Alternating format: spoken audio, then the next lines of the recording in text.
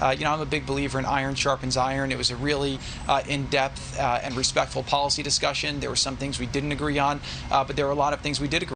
That's interesting that he would use that expression, iron sharpens iron, to describe this. It's basically the rich circle jerking the rich. So yes, I guess, yeah, iron sharpens iron. Yeah, for sure.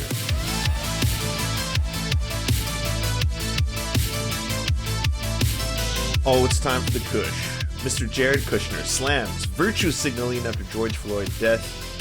They would go on Instagram and cry. My word. Ice Cube said yesterday to Chris Wallace, and I want you to get you to comment.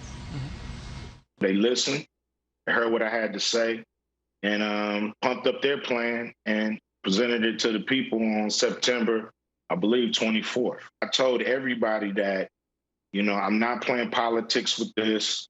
I'm willing to meet with anybody who could bring this to life and make it a reality. So, Jared, when did you realize this isn't just a celebrity coming forward? There was some substance to it, and why did you go forward with it? Why did the president go forward with it? So, look, there's been a lot of discussion about the issues that were needed in the black community for the last years, but particularly it intensified after the George Floyd situation. And, you saw a lot of people who were just virtue signaling. They'd go on Instagram and cry, or they would, put a slogan on their jersey or write something on a basketball court. And quite frankly, that was doing more to polarize the country than it was to bring people forward. You saw.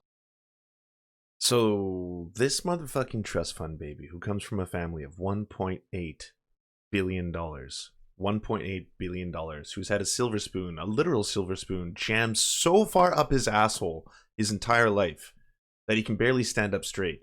And yet he's going to lecture people and say they're virtue signaling when they're like, yeah, stop killing us, please. Please to stop killing us, sir. A crumb of life. Maybe that would be nice. And one of the things I respected about Ice Cube is he actually went and said, okay, what are the policies that are needed in order to solve the problems that everyone's complaining about? And he put forward his proposal. We were connected through some mutual friends, and we started some discussions. He came in to meet. We said, look, we've been working on our own plan to solve these problems. And you gotta love this idea that Republicans are putting forward. It's like, hey, come on, no, we're speaking to prominent members of the African American community. All right, we've got Ice Cube on the panel. Kanye West is going to be there as well. All right, these are people who are deeply in touch with the working class. I mean, they know, they understand what it's like. We're able to take him through all of President Trump's accomplishments, whether it was accomplishing criminal justice reform, opportunity zones, the funding he provided to HBCUs, and then we took him through a lot of the different plans that we had for what President Trump could do in the next 4 years. And I'm a big believer in iron sharpens iron. It was a really in-depth and respectful policy discussion. There were some things we didn't agree on, but there were a lot of things we did agree.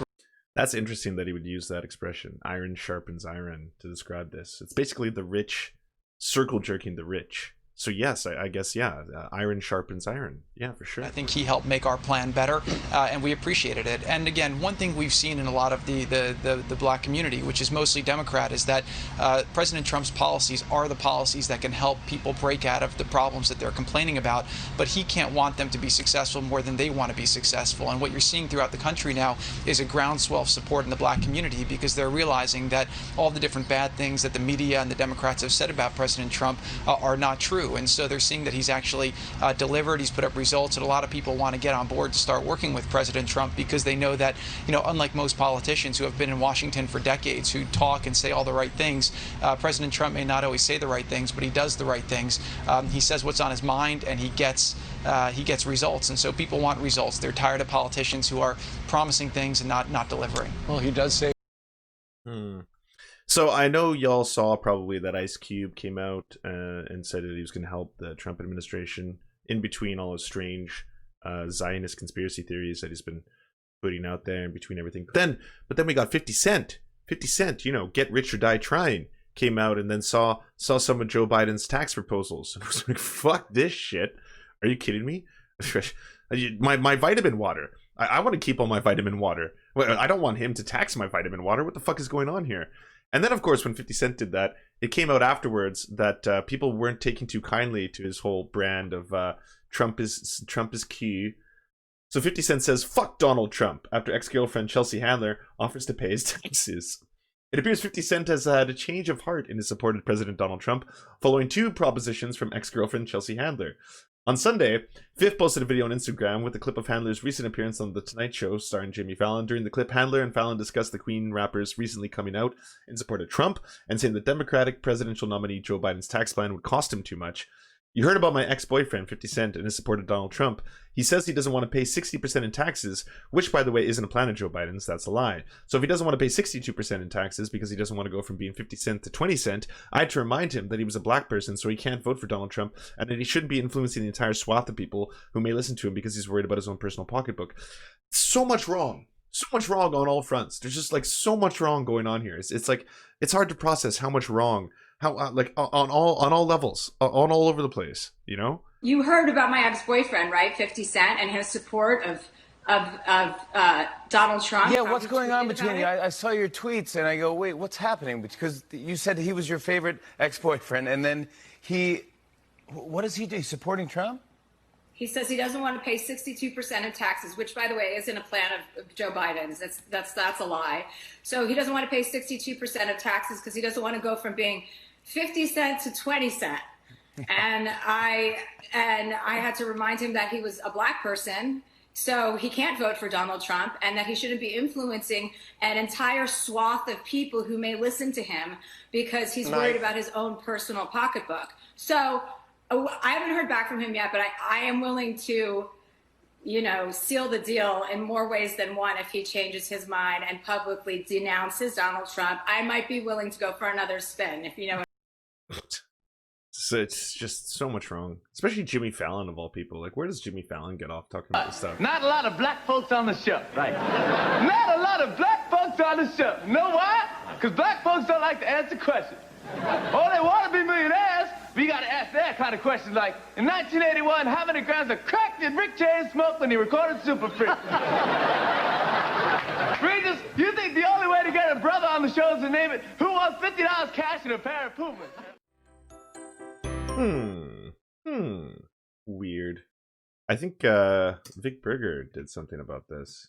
Yeah, this is great. We have another monitor coming in. Cut to something. It's Saturday Night Live. Jimmy Fallon. Rock, now we're talking. Where is he? Man, oh man, Regis I've seen Who Wants to Be a Millionaire, and guess what? Not a lot of black folks on the show. Right. Not a lot of black folks on the show. You know why? Because black folks don't like to answer questions. Oh, they want to be millionaires, but you got to ask that kind of questions like, in 1981, how many grams of crack did Rick James smoke when he recorded Super Freak? Regis, you think the only way to get a brother on the show is to name it Who Wants $50 Cash and a Pair of Pumas? You know what? I'll make up this monologue. I can't even believe I'm hosting the Golden Globes. I got advice from everybody. Chris Rock said, a lot of great shows this year. People versus OJ gonna win. People gonna get up there and say, I couldn't have done it without Ryan Murphy, my agent, my manager.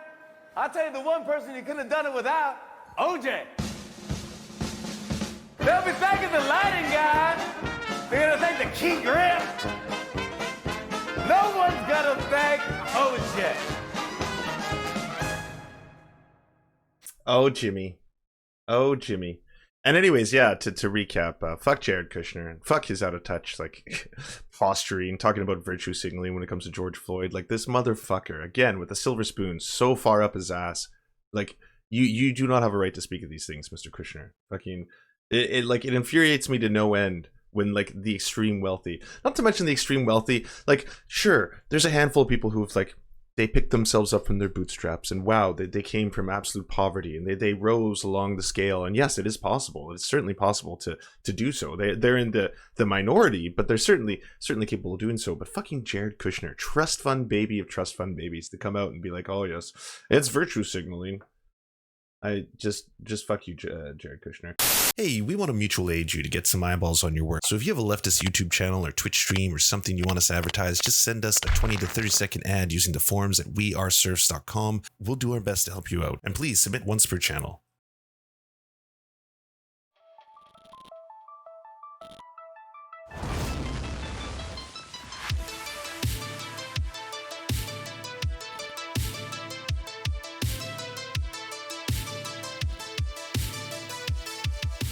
To our God, I'm Ra. We pray at your altar of greatness.